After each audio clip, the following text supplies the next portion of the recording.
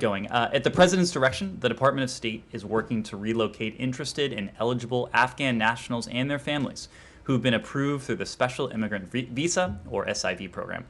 As the next step in that process, I am pleased to announce that the Department of Defense has agreed, at the request of the Department of State, to allow the use of Fort Lee, Virginia, as the initial relocation site for the pool of applicants who are closest to completing special immigrant processing. These are brave Afghans and their families, as we have said, whose service to the United States has been certified by the embassy in Kabul and who have completed thorough SIV security vetting processes. They will be provided temporary housing and services as they complete the final steps in the special immigrant process. We expect to begin the first relocation flights before the end of July, as you heard from the President. Approximately 2,500 Afghans and family members are currently eligible to finish special immigrant processing in the United States, and will certainly provide more details as they become available. On Friday, the Secretary will host the Iraqi Foreign Minister, Dr. Fuad Hussein, in the fourth meeting of the U.S.-Iraq Strategic Dialogue, reinforcing the strong relationship between our two countries. In support of this engagement, officials from our governments will review Iraq's political, economic, and security situation and discuss health and human rights, climate change, educational, and cultural exchanges. We're looking forward to a robust discussion with our Iraqi partners on all of these issues and more. Following the strategic dialogue, President Biden will welcome Prime Minister of Iraq, Mustafa al-Kadhimi, to the White House on July 26th. The strategic dialogue and the Prime Minister's visit will highlight the strategic partnership between the United States and Iraq and advance bilateral cooperation under the Strategic Framework Agreement. And finally, tomorrow we recognize 22 years since the People's Republic of China launched a campaign of repression against the Falun Gong movement and its millions of practitioners, advocates, and the human rights defenders working to protect their rights. Thousands of Falun Gong practitioners face detention, harassment, and reported torture and abuse each year for simply refusing to peacefully practice their beliefs. We call on the PRC to immediately cease its campaign against Falun Gong practitioners and release those imprisoned due to their beliefs.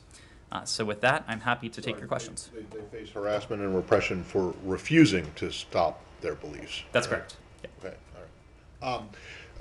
I want to get to Afghanistan, but do you have a readout of the meeting with the Belarusian opposition leader? We will have a readout for you later today. As you know, we are welcoming Svetlana Tishkanuskaya and her team to the department today.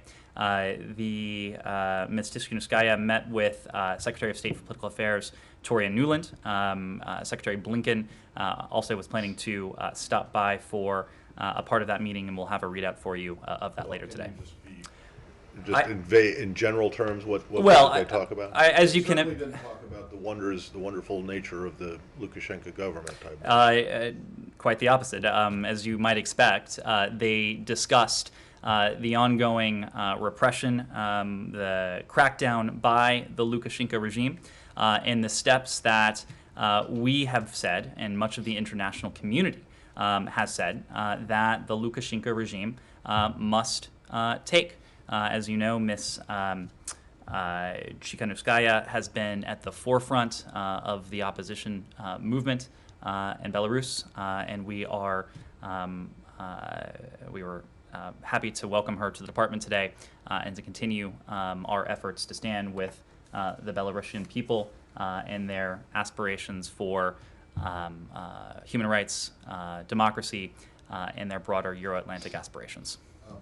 Unless someone else wants to go on Belarus, I just want to ask really quickly on Afghanistan. So on the SIV announcement that you made, who's paying for? Is it obviously the taxpayers ultimately, but if the Pentagon has been very insistent that this is a State Department operation. All questions have to go to the State Department. We're not saying anything about it, except that this is their facility. So who's actually going to be providing these services to them? Is that DoD personnel or state? Do you guys have people who can go down there? And whose budget does this come out of? And how much do you think it's going to cost? Well, I don't have a specific funding amount to provide to you today. Of course, the U.S. government will fund the transportation of SIV applicants and their immediate families until they have status as special immigrants. And then resettled Afghan SIVs, like refugees, will receive resettlement benefits through the U.S. Refugee Admissions Program administered by resettlement agencies and their affiliates across the country for the first 30 to 90 days after arrival. As I said in the topper, the Department of Defense, at the request of the Department of State, has identified Fort Lee as a place that is suitable to temporarily house these special immigrant visa applicants as they complete the last phase of that process. My question is not about once they get approved. It's in the interim period while they're living at Fort Lee. Is the State Department going to have people down there attending to their needs, and is the Pentagon paying for this, or is the State Department paying for it? Presumably it costs money to house people there, right? Let me just explain a little bit how this is functioning internally, and we spoke about this somewhat late last week, but as you heard, on July 19th, today, officially, the Department of State activated the Afghanistan Coordination Task Force. And that is a task force that, as you heard last week, is led by three-time Ambassador Tracy Jacobson. It consists of experts not only from the Department of State, but also from the Department of Defense, Department of Homeland Security, and the Department of Health and Human Services. And it is that task force that will coordinate our efforts across the government to take qualified SIV applicants out of harm's way and to bring them to the United States once their security vetting is complete. And so when we talk about this group today, this is a group of SIV applicants and their family members who have completed that step, the security vetting process, the rigorous process that is required before we would bring SIV applicants and their families to the United States. We are also working to bring applicants who have passed the Chief of Mission screening, but don't yet have that final step, that security vetting procedure, which is called a security advisory opinion. This group, again, a separate group from the 2,500 referenced earlier, includes about 4,000 applicants as well as their family members. And our plan is to take them to locations outside of the United States where they will be safe and where they will be provided accommodation during this processing period, which can last a number of months. But as we have said before, we are striving to shorten these processing times at every stage of the process. And I spoke last week about how we have been able to do that by surging personnel, by moving the locus of some of these operations back to the Washington, D.C. area, and the increasing number, the increasing rate at which we've been able to approve SIV applicants in recent months. And you've seen the upward trajectory of that. We released our most recent quarterly report last week. We will have the next quarterly report in several months, and we certainly expect that increased processing to continue. I also will say that we do hope to expect to provide you an opportunity to hear directly from members of this task force, those who are leading it. We'll have more details for you on that tomorrow. Well, that's a great answer to a question, but it's not at all the question that I asked. But thank you for the information in there, especially about the 4,000 others. But do you have an answer to who pays for this, the Pentagon or the State Department? For all of them? Specifically yes, for Fort Lee, for people staying at a U.S. Army base, and is it going to be State Department people who are attending them? Is it an interagency thing, or is it all DoD? We'll see if we can get you more details on that. It may need to wait for the conversation that we're planning before long. Ned, on immediate family. Yes. Is that like parents included, sons and daughters, brothers and sisters? Where do you cut off the immediacy in the immediate family? So, as you know, the processing for these individuals is multi-step. It is more than a dozen steps before these individuals reach the security vetting procedures. And so over the course of those steps, the screening and the screeners have an opportunity to get a sense from these applicants what that immediate family looks like. I wouldn't want to offer a broad generalization, but when we talk about each individual applicant, in many cases, there are several family members who will be traveling with him or her. Yes, Kylie. And I'm just curious, you guys have said that there are 2,500 SIV applicants and their family members That's right. who have been approved through the security vetting process. So does that figure, is that inclusive of their family members, or is that figure just the SIVs and then it would be plus their, family members? So the first tranche, we are talking about 700 SIV applicants and their immediate family members, and so that's how we arrived at that ballpark estimate of 2,500. Okay, gotcha. And how are they going to be flown to Fort Lee? So, as we've said before, there are some details that we're able to provide. We're, of course, providing additional details today when it comes to this destination for this group.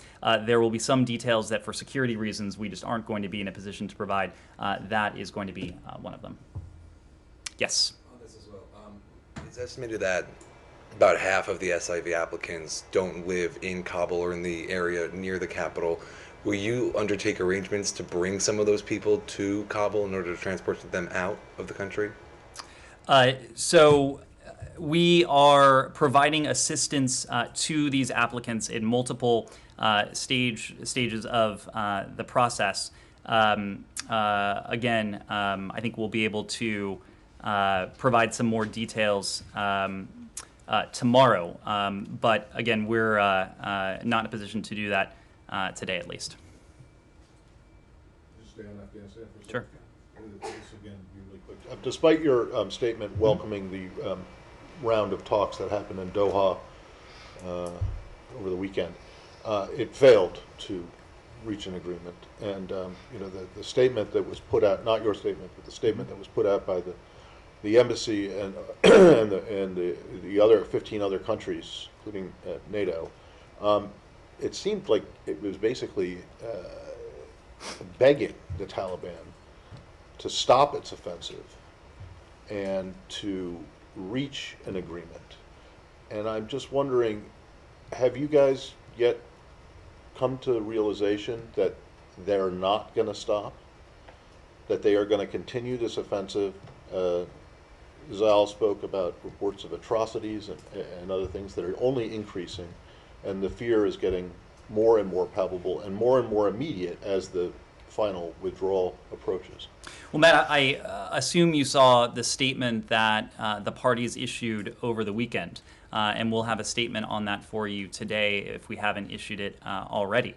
But you saw in that statement on behalf of the Islamic Republic and the Taliban a commitment that the two sides declared to accelerate negotiations towards an inclusive political settlement. We certainly do welcome that statement. We welcome that sentiment, and we hope to see follow through, because we, as we have said, we continue to believe that only a negotiated settlement can bring an end to 40 years of conflict that the Afghan people have endured.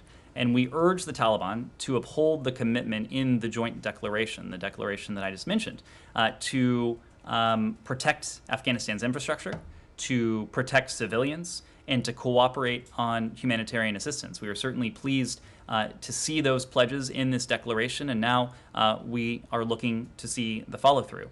We also, in the context of this, do commend the leadership of the state of Qatar in bringing the parties together, as well as the United Nations for the essential role that it is playing. And for our part, we continue to work alongside not only the parties whose discussions we are supporting in Doha, where they remain ongoing, but also Qatar, the UN, the broader international community, and crucially Afghanistan's neighbors. And we've talked about this before, but the critical role that Afghanistan's neighbors have to play and must play in order to help bring about political settlement to this and to help affect an Afghanistan that is more stable, more secure, and one day more peaceful over time. We're going to continue to support that work on all of those tracks, and we were encouraged by what we saw over the weekend. Sure. Follow up on the reports coming from the ground in Afghanistan does indicate that the policies and the approach that the Taliban is taking is reversing the gains that the country has made in the terms of women's rights and children's rights. Are you worried about that, or you just let it go the way they are doing it? Well, the United States has for 2 decades now worked with the government of Afghanistan and the people of Afghanistan to support the hard-won gains, including those by Afghanistan's women and Afghanistan's girls. The United States has played a pivotal role in that over time. We have provided humanitarian assistance, we've provided development assistance.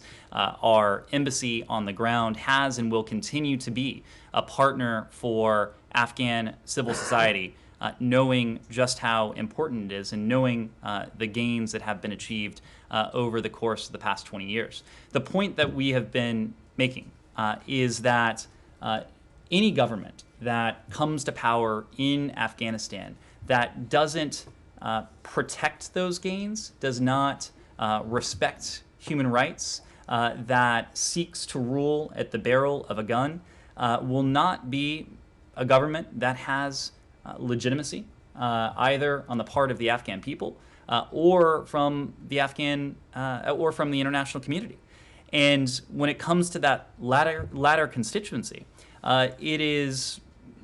we can presume it will be continue to be important that any government in Afghanistan have the backing of the international community for the assistance that provides. And any government that comes to power that is willing to let those gains be entirely squandered, that is willing to stand idly by or worse as Afghanistan's women, girls, minorities are deprived of their rights, that is not a government that will be legitimate in the eyes of the international community. And critically, because of the assistance and the other elements that we've talked about, that's not a government that we can expect will have any degree of durability. What we seek for the people of Afghanistan, what we're seeking to help support, is a just and durable solution to not 20 years of conflict since October of 2001, but really 40 years of conflict that has deprived the Afghan people of the rights, the freedoms, including their right to safety and security. And so we will continue to partner with the Afghan people, to partner with the Afghan government, and to support that diplomatic process that did receive a boost over the weekend from the joint declaration that was issued by the Afghan parties. Again, declarations are positive. What we are going to be looking for is the follow-through, and we expect to see that follow-through in the coming days and weeks. Spoke about the neighboring countries on Afghanistan. Do you see the role of Iran is supportive in the peace process? Well, I wouldn't want to offer a blanket characterization. What I will say is that Afghanistan's neighbors, Iran of course included, they need to play a constructive role if we are, in order to most effectively support the conclusion of that sort of just and durable settlement. We have seen Iran play host to talks between the parties, attempt to facilitate. We have seen other countries do that as well. The United States, for too long, has, and you heard this from President Biden in his announcement several months ago, but for too long has shouldered too much of the burden. And what we have consistently said is that now is the time for Afghanistan's neighbors to support the process, to play a role that is responsible, a role that is constructive, a role that facilitates the efforts of the parties to reach this just and durable political solution. So We certainly have welcomed efforts of regional countries to do just that, and we would like to see all of Afghanistan's neighbors play a similar role. Yes. The neighboring country.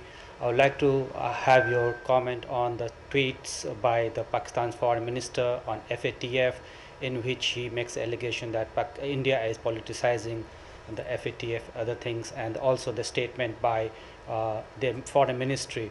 How do you see Pakistan is abiding by the restrictions or the conditions that are imposed and FATF asked them to do in funding terrorist organizations? Are they abiding by those, or how far they are from there? Well, you're referring to Pakistan's obligations under the Financial Action Task Force. And we do recognize and we support Pakistan's continued efforts to satisfy those obligations.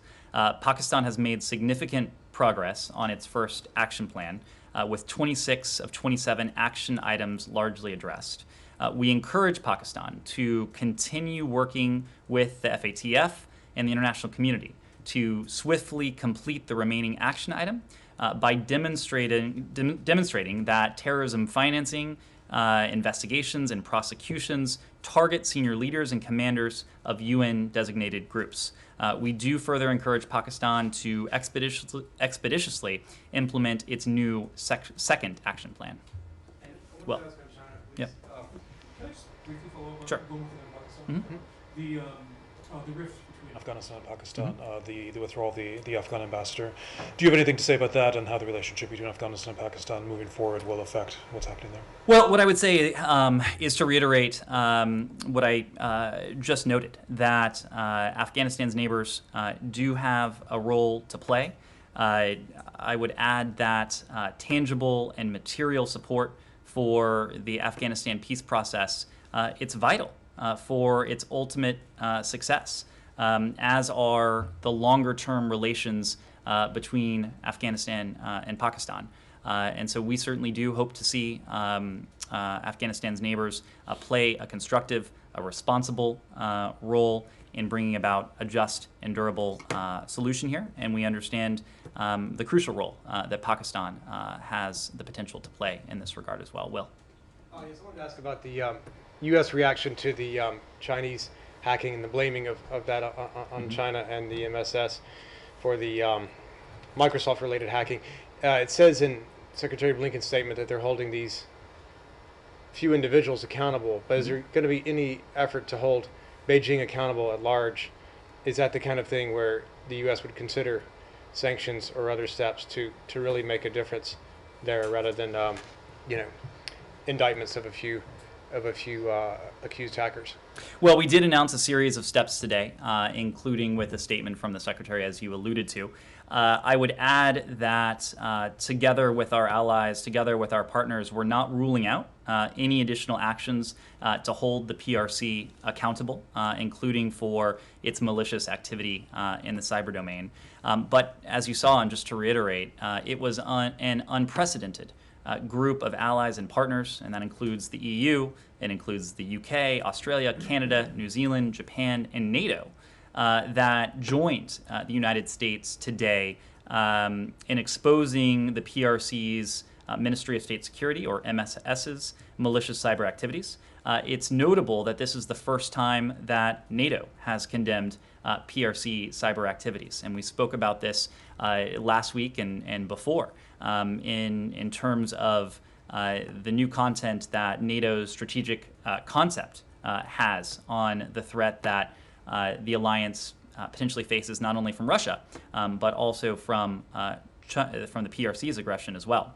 It is these shared concerns regarding the PRC's malicious cyber activities that are bringing countries around the world together to call out these activities, to promote network defense and cybersecurity, and to work together to seek to disrupt the kind of activity that the United States and our partners exposed today. We are deeply concerned, and you saw this across a number of the statements this morning, that the PRC has fostered an intelligence enterprise that includes contract hackers who also conduct unsanctioned cyber operations worldwide, including for their own personal profit.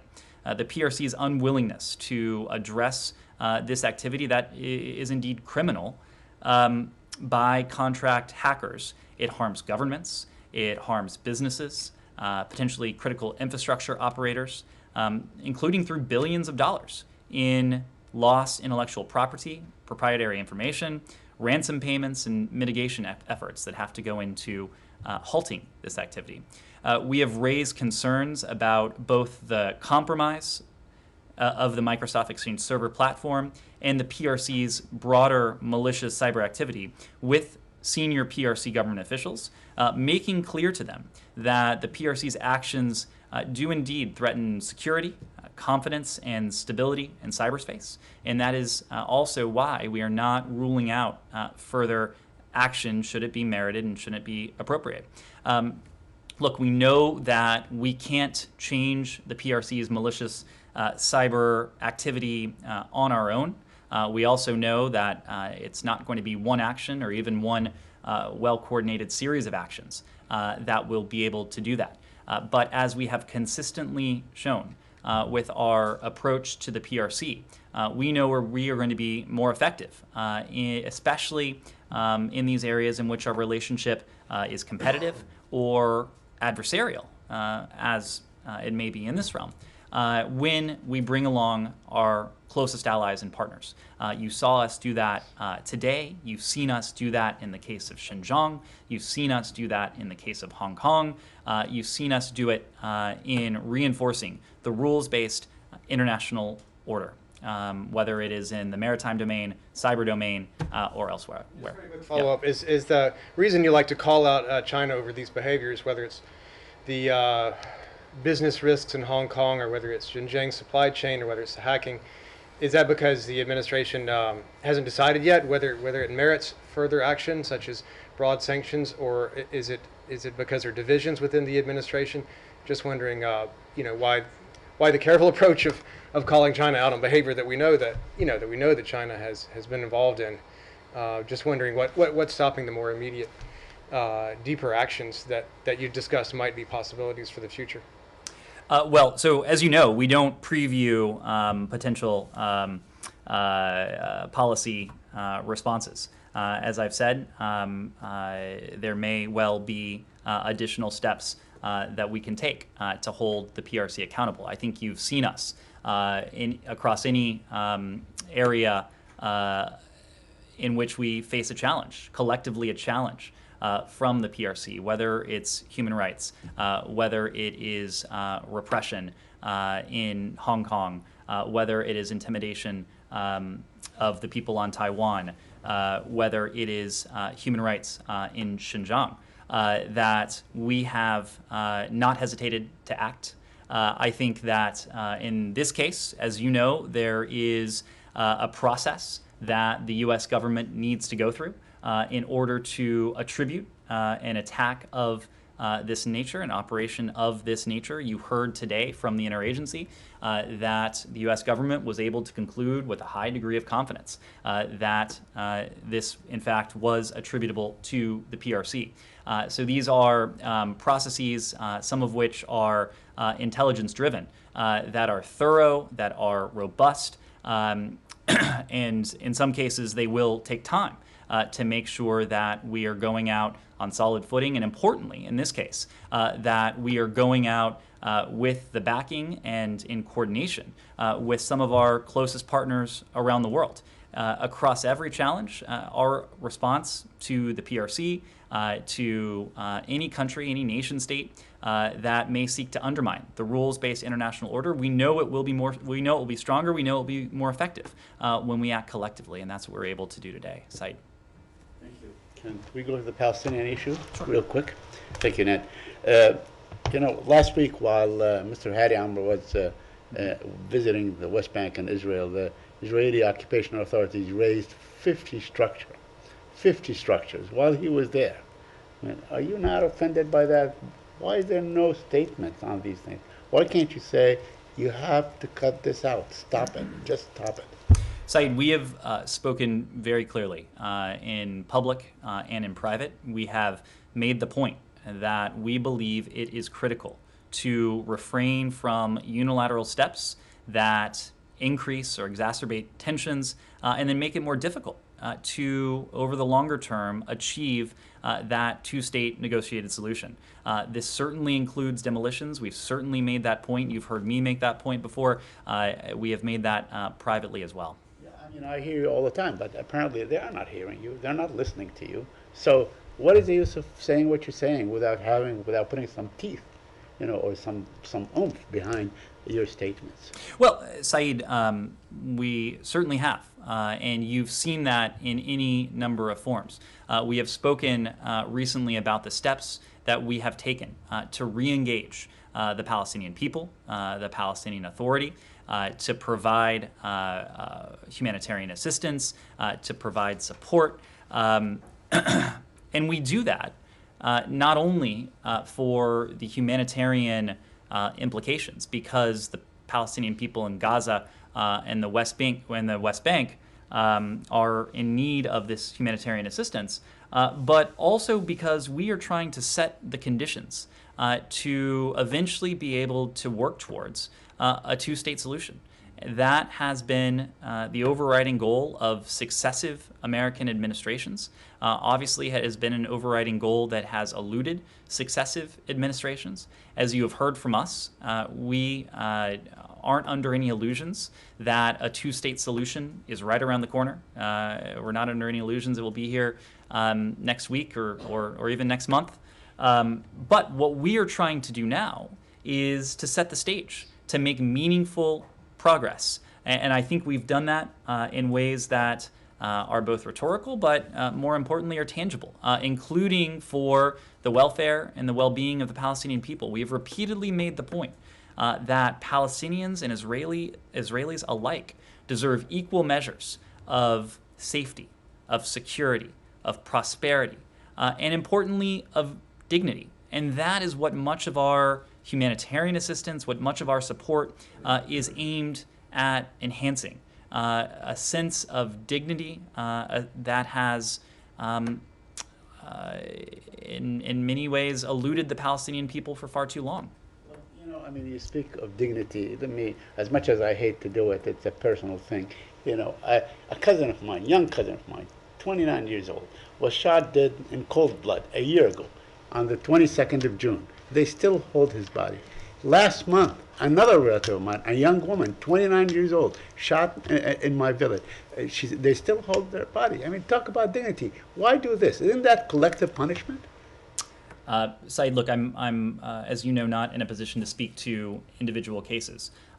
We have spoken to the broader issue of what some might call collective punishment, and we spoke of home demolitions of Palestinians suspected to have been behind attacks. And we made clear that entire communities, entire families shouldn't be punished for the actions of one individual. But again, I'm just not able to comment on specific cases. Note their names, Ahmed Erikat and May Afana. Thank you. And you said what some may call collective punishment. Haven't you guys called it collective punishment in the past? I think I just said last week. No, wait. Go ahead. You said last week you called it that. So I just want to make sure that you're not backing away from what you. Oh no, absolutely not. And then can you take this question, because I expect if you do have an answer, it will last about 20 minutes. On Friday, you guys released your MOU with UNRWA about renewed, and it takes great pains in that statement to say, I think it's on the first page, that it's not a legally binding agreement. So my question is this, and if it can be boiled down to one sentence answer that you can get later, that would be great. If UNRWA does not meet the criteria and the vetting standards that are outlined in this, does this, because it's not legally binding, does that mean that you're not obligated to reduce or cut funding to it? We'll see if we can get you an answer there. Yes, Sean. Could we go to Haiti? Sure. The resignation of interim Prime Minister Joseph. Wondering if you have any reaction to that, and if you could explain the statement by the so-called core group last week distancing itself from him, and what was the point of, if you will, interpret that of sidelining him? Well, we, of course, have seen the reports that Claude Joseph has agreed to step down from his role as acting prime minister and hand over authority to Dr. Ariel Henry. I don't know that the parties have confirmed that officially themselves, but we are watching closely. We have always said, and we continue to believe, that the decision of who should lead Haiti belongs to the Haitian people. Political gridlock, it has taken a tremendous toll on the nation of Haiti, and it's vital for the country's leaders to finally come together to chart a united, inclusive path forward. And so we continue to urge Haitian political actors, as well as civil society, private sector, to work together in the interests of Haiti's people. We are encouraged to see Haitian political and civil actors working to form a unity government that can stabilize the country and build the foundation for free and fair elections. Ultimately, that is what our policy seeks to facilitate. We are engaging with all relevant Haitian stakeholders to encourage an inclusive dialogue and a consensus-based government. In these difficult times, the people of Haiti should know that the United States is standing with them to build a more stable, a more secure Haiti. And we certainly will continue to do all we can to support the formation of a unity government that is inclusive, that puts Haiti down a more united path. Just to pursue that, then in terms of the statement last week by the core group, for example, was interim Prime Minister Joseph, was he considered an obstacle to these goals that you are describing? Well, as you know, Henri was the Prime Minister designate. What the core group statement called for was precisely what we have said today, calling for an inclusive unity government. And we have always said that, and the core group reiterated this broad message, that the decision of who should lead Haiti belongs with the Haitian people. And so we are encouraged to see political stakeholders working together. The United States has been in a supporting role. We have been in regular contact with various political stakeholders, but also a broader range of civil society actors in Haiti.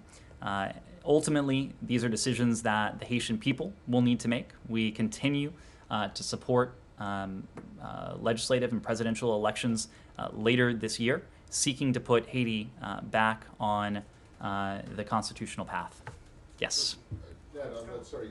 It was this apparent shift, at least from the United States. I don't know about the other members of the core group, but you guys have been all behind the acting prime minister until Saturday, until this statement came out. And even if you don't want to be seen as putting your thumb on the scale of political leadership in Haiti, it's going to be perceived that way anyway. So what was it that changed?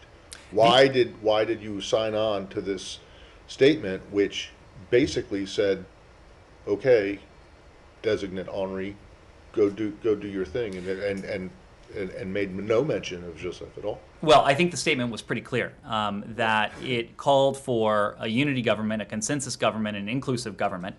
As you know, why did it take sides between one of the two prime ministers? Matt, we are taking the side of the Haitian people. We're taking the side of the side of the guy who was named but hadn't taken office. We are taking the side of the Haitian people. This is a dialogue that has been ongoing between various Haitian political stakeholders. Yeah, whether you want to admit it or not, there was a shift in what you had been saying prior to that statement. You were all in support of the acting prime minister, and then all of a sudden on Saturday, you and the other members of the core group came out in support of Mr. Henri. Matt, we are supporting the inclusive dialogue that Haiti's political actors are undertaking themselves. As you know, Henri was the prime minister designate. Claude Joseph was tasked at the outset to attempt to form a consensus government. Those talks have led him to step aside and for Henri to become the acting prime minister, at least these initial reports. His statement and your weighing in on it had nothing to do with his decision to resign, reported decision to resign. I'm not going to speak for Claude Joseph. I'm not going to speak for Mr. Henri. What I will say is that what we have consistently supported is a process that is inclusive, driven by dialogue, in an effort to achieve a consensus government to allow the Haitian people to, later this year, select their leaders. Can we go to Vienna? Sure. So there are these reports of these mysterious health incidents on about 24 U.S. Government officials in Vienna. Has the State Department informed the State Department workforce of the increased number of diplomats who are reportedly experiencing these symptoms? Well, we have engaged, senior department leadership has engaged in a number of communications with the workforce, including in places around the world where these incidents have been reported, to make sure that they know the options that are available to them. When it comes to Vienna, in coordination with our interagency partners, we are vigorously investigating reports of possible unexplained health incidents among the U.S. Embassy community there, and we're also doing that wherever these incidents are reported. We have made clear that any employee who has reported a possible unexplained health incident, or UHI, has what she or he needs to seek immediate and appropriate attention and care. These health incidents have been a priority for Secretary Blinken since his day one. And as I made clear before, even before he was sworn in as Secretary of State during the transition between the two administrations, he specifically requested a briefing on these UHIs. And when he came in, he set clear goals for our health incident response task force to strengthen the department's communication with our workforce, to provide care for affected employees and family members, and to better protect against these events in the future as we work closely with the interagency to find answers and the cause of these unexplained health incident. Just a bit more background. The Secretary, early on in his tenure, reinvigorated this health incidents response task force and designated Ambassador Pamela Spratlin to lead it. And Ambassador Spratlin has been leading this charge day to day within the department. Ambassador Spratlin, together with other senior department leaders, including Deputy Secretary for Management and Resources Brian McCune, they have directly engaged with affected employees around the world to hear firsthand of their experiences, of their concerns, to listen and to determine how we can best support employees who may have been affected by this. Ambassador Spratlin developed and sent out a message to the entire workforce that could be shared with all U.S. government personnel and family members who operate under Chief of Mission authority on this issue. The Deputy Secretary emphasized that message by sending an email to our workforce early on in her tenure. We have established a team of medical experts that can respond to reports of possible health incidents around the world. We've created a triage tool shared by the interagency that standardizes these assessments when these reports come across our desks.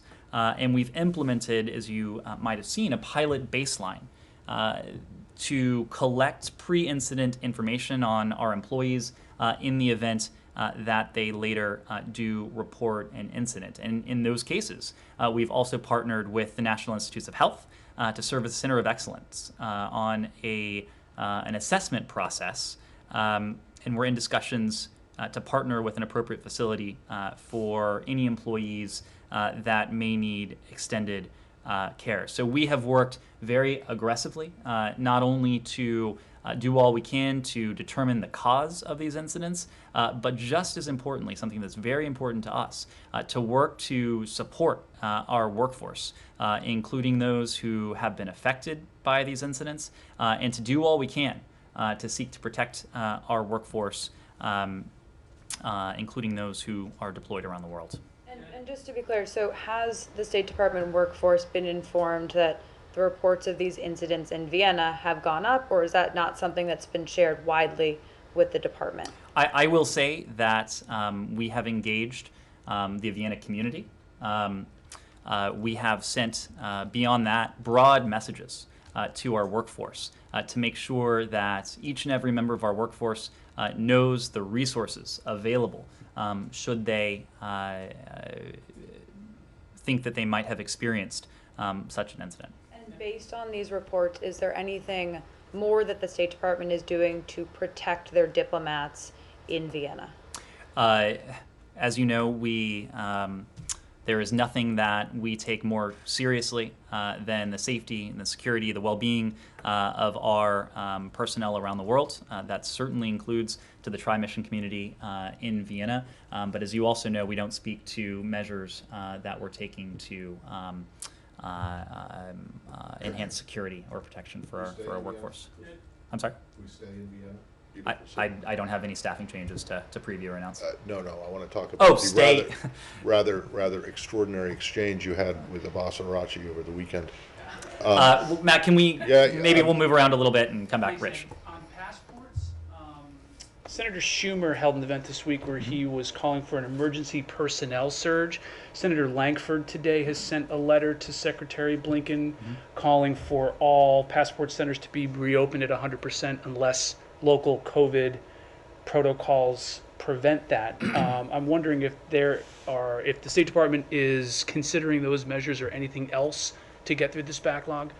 Well, Rich, as you know, we have been surging resources, knowing that there is a backlog, knowing that in many cases Americans are having to wait many weeks for passport renewals. We are doing all we can, and we will continue to look for ways that we might seek and be able to accelerate passport processing. I don't have any additional measures to preview or to announce, but if we do, we'll let you know. And really quick on numbers. Senator Lankford cites in his letter that there's a backlog of 2.2 million. The range given by state last week had a top end of 2 million. Also, he says for a regular passport, there's a delay of up to 24 weeks, where the last update given last week was 18 weeks. Are the senator's numbers updated and accurate as to what the State Department's telling Congress? We'll see if we can give you those precise numbers. What I will say is that, just to give you a bit more texture, we're surging staff, and that includes both adjudicators and contractors, back into the office as at agencies as COVID restrictions do ease. This summer, over 150 staff will return to work at 21 agencies across the country. This, of course, will increase our capacity to process applications more quickly. It will also take time for us to ramp up, however, and for the time being, the current wait from when a customer mails their applications to when they receive their passport, our most recent estimates put that at 12 to 18 weeks. Yes? A couple of questions on Iraq, and then I have a couple of questions on Syria too. But on Iraq, you said the strategic dialogue, they're discussing the political landscape, and I assume the election is a major part of that. But Muqtada Sadr recently announced that he is not taking part in the elections or the next government, leading some to speculate that if there is going to be an election. Any reaction to that? And then also the second question on Iraq, the Baghdad-Erbil issues. Is that something that you expect to come up in the strategic dialogue, and do you encourage some sort of permanent solution to those issues between Baghdad and Erbil? Well, broadly, when it comes to the strategic dialogue, we have made very clear that we support a stable, prosperous, democratic, and unified Iraq. And the Strategic Framework Agreement remains the foundation of that bilateral relationship. It will continue to be the anchor for discussions with our Iraqi partners going forward. Speaking of our Iraqi partners, as I noted, we are very much looking forward to hosting them this week. Of course, Prime Minister Khatami will be at the White House in short order as well. So I expect we'll have more to say in the aftermath of the strategic dialogue. In the meantime, when it comes to parliamentary elections, we support free, fair, credible, and secure parliamentary elections in Iraq in October, and as well as accountability for violence committed by protesters. During the upcoming strategic dialogue, I do imagine that these issues will be on the table, and we will look for ways to appropriately support the democratic process in Iraq. On that score, we have already contributed $10 million to UNAMI's work in Iraq. When it comes to relations between Baghdad and Erbil, of course, I don't want to get ahead of the strategic dialogue, but we do support continued efforts by the government of Iraq and by the Kurdistan Regional Government to resolve any remaining issues between those two entities. We believe that a strong KRG within a unified and federal Iraq is essential to Iraq's long-term stability and to the enduring defeat of ISIS. And so I expect we'll be discussing that more in the coming days. And also on Syria, there was some help from the U.S. in talks between the Kurdish parties there. Those talks have stopped. Do you encourage the resumption of those talks? And also a second question on Syria, are you there only to fight ISIS also, or also to work with the local administration there to promote stability? Now, recently there's been a growing demand that in Syria, they're asking that in northeast Syria, asking the U.S. to recognize the political entity there, some sort of status. Why is that so difficult for you guys to do that? Well, when it comes to the intra-Syrian dialogue, we do support the Syrian intra-Kurdish dialogue. The resumption of the dialogue would complement our efforts to stabilize areas of northeast Syria liberated from ISIS, and they would complement our efforts to promote transparency and inclusivity in local governments. When it comes to our role, the role of the United States, the role of U.S. Service members in Syria, our forces are there to help ensure the enduring defeat of ISIS. They are there for no other reason. And we recognize the value, we recognize and we value the sacrifices of our partners along the way, including our partners in the Syrian Democratic Forces, to liberate territory from ISIS. And we intend to remain in northeast Syria to see to it that ISIS does have an enduring defeat. We also work with local partners in northeast Syria to advance our stabilization programming, to address local needs and ensure that ISIS cannot exploit a lack of good governance, public services, or access to livelihoods.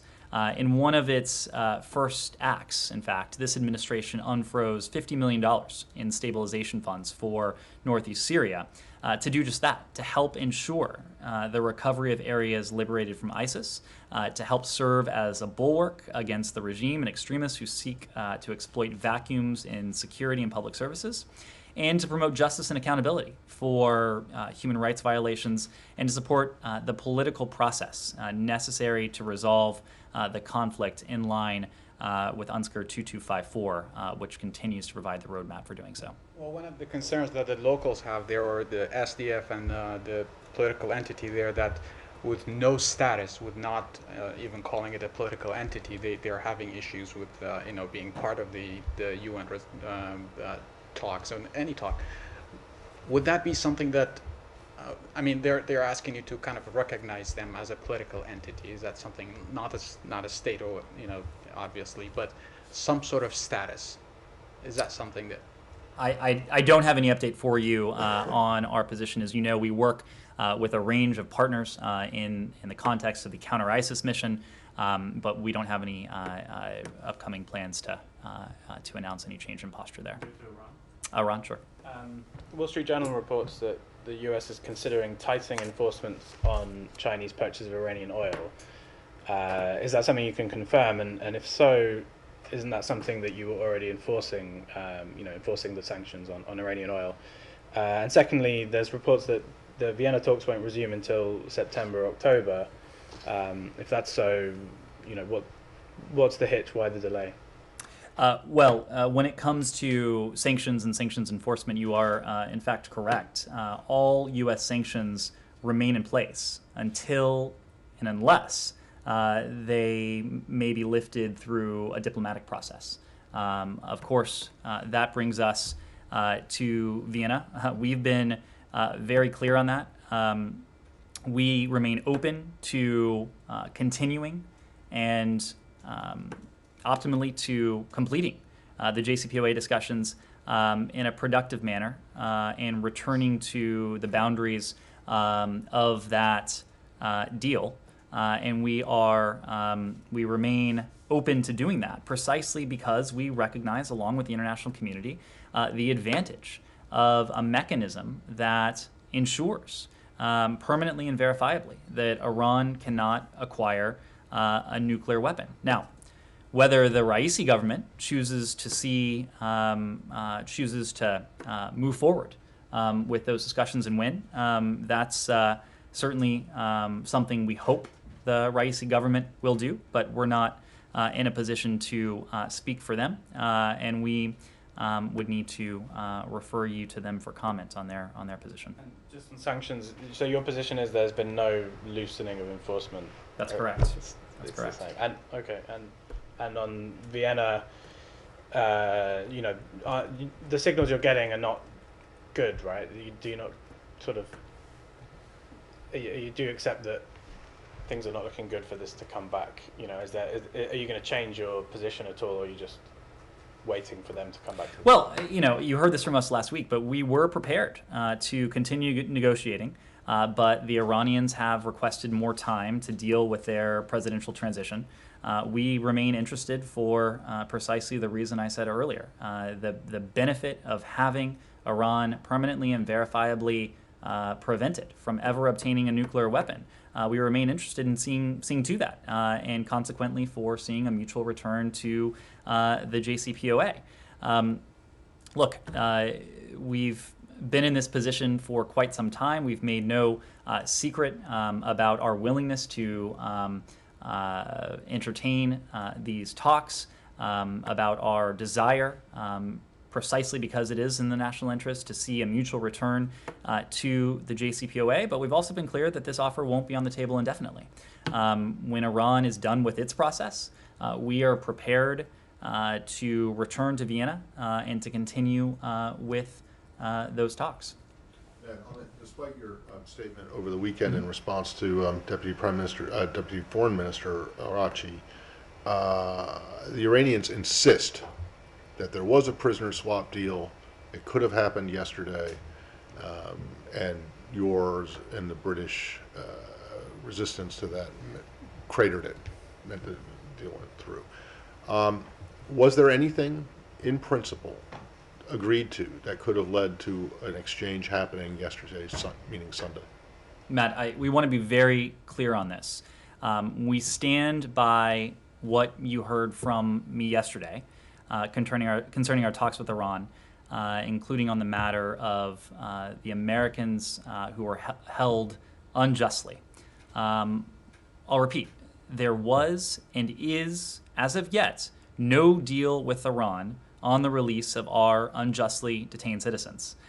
We have discussed options for effecting their release. Unfortunately, we are not and have not been in a position to move forward with a deal, as has been claimed. It is true that we have made progress in the course of those indirect discussions, and because this pertains to Americans unjustly detained against their will, we remained interested in continuing talks in some form or fashion, so as to be able to seek to secure their release as soon as possible. Now, I know there's a lot of interest in this. I certainly understand why. We treat this with the utmost priority. But there is just not much that we're going to be in a position to add right now. What we don't want to do is to further complicate an already very complicated and sensitive matter, and one that we are seeking to resolve as expeditiously as possible, because it does directly implicate the well-being, the safety, in this case the freedom, of Americans who have been held against their will in Iran for far too long. Okay, so you took issue with Arachi's description of what might have been in the works for a swap yesterday. You did not take issue, and I'm wondering if you do now, or if you just think that it's kind of irrelevant, about him explaining the reason that the Iranians that his delegation won't go back to the table until the new government is in place. And he referred to what's going on in Tehran now as a democratic transition of power, which the U.S. and the British should understand. Do you accept a characterization of what's going on in Tehran as a quote-unquote democratic transition of power? Now, we were very clear in the immediate aftermath of the Iranian elections that it was a predetermined outcome. That hasn't changed. So you don't think that that's an accurate description? We were very clear with our characterization. Why did you take issue with that then, and also, in addition to the prisoners from his? I mean, it was pretty unusual. Well, you called us. I'm not. Tweets outrageous. I'm not going to disagree with you that it was an unusual statement, but I think what you saw from us, what you saw us reacting to, was a statement that we called cruel, because it was cruel. There were many things that I think we could have taken issue with in his statement, but the fact that anyone would put forward statements that were not rooted in fact, and that would provide false hope to families that have endured far too much pain, to us that was outrageous, to us that was cruel. Sure. The president of Cuba, Diaz-Canel, said that you guys are acquiescing to a small right-wing minority in Florida and their whims. Are you really acquiescing to their desires and their perceptions and their politics? Saeed, what we are doing is standing up for the same principles and values that we support around the world. It's human rights, it's democracy, it's basic civil liberties and civil rights that the people of Cuba have been denied for far too long. So, look, for us, we have made very clear that human rights are at the center of our foreign policy.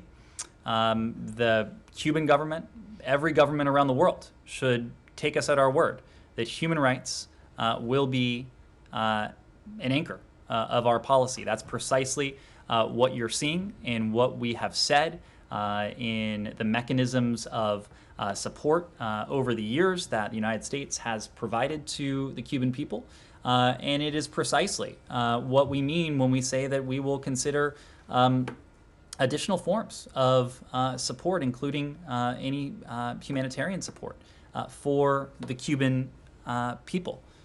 Again, we are standing up for and supporting the same rights in Cuba that we do around the world. Yeah. Sure. Sure. Just one question. Trevor Reed's family said late last week that they learned that he'd been transferred from Moscow to a prison camp. Does the State Department know where Trevor Reed is right now? So we have, as you know, this is something that we watch very closely.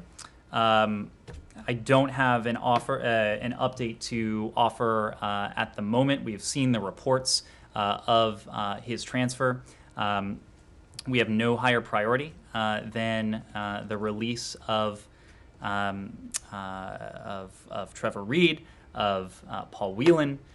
This is something that President Biden raised with President Putin. It is something that Secretary Blinken raised with Foreign Minister Lavrov.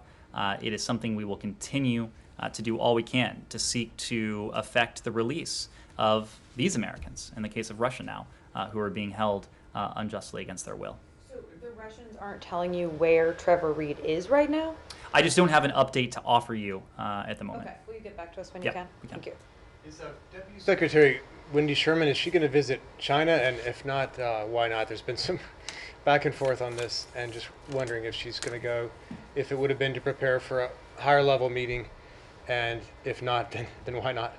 Well, it was the National Security Advisor who, in the immediate aftermath of President Biden's meeting with President Putin, who said that the president believes there is no substitute for face-to-face diplomacy, that we are prepared, if it's appropriate, to engage in direct diplomacy with the PRC if and when it is in our interests and when we think it would be constructive and meaningful to do so. We have continued to that end to explore opportunities to engage with PRC officials, including at senior levels, as part of that broader effort. And it is an effort to advance U.S. interests and to seek to responsibly manage the relationship. This is no different in any other instance. In all travel abroad, we make announcements only once and if we determine that a visit has the potential to be just that, to be substantive, to be constructive for our purposes and for our interests. We've been clear that we will engage the PRC when it is in our interests, and we'll do so in a practical, substantive, and direct manner, and that remains the case. The answer is there was a travel announcement. Pretty simple question. There was a travel announcement for the Deputy Secretary last week. I just don't have. Okay, well, is she going to Brazil? I don't have any updates from the travel announcements that. Is she going to Suriname? That if you can say no to them, why can you say no to China? That we released last week. But Matt, if you will indulge me, I do want to come back to your first question because I have a bit more on the funding for this. So initial refugee for Fort Lee, initial refugee resettlement costs, such as for housing upon arrival, home furnishings, clothing, and food, they're funded by a per capita grant from the Department of State to the resettlement agency responsible for receiving the refugee upon arrival. So this is, I'm sorry? That's the Pentagon. This is in the once they have cleared the final processing. We're talking here. So this is refugee resettlement. And this year, the per capita grant amount is $2,275, $2,275 per person.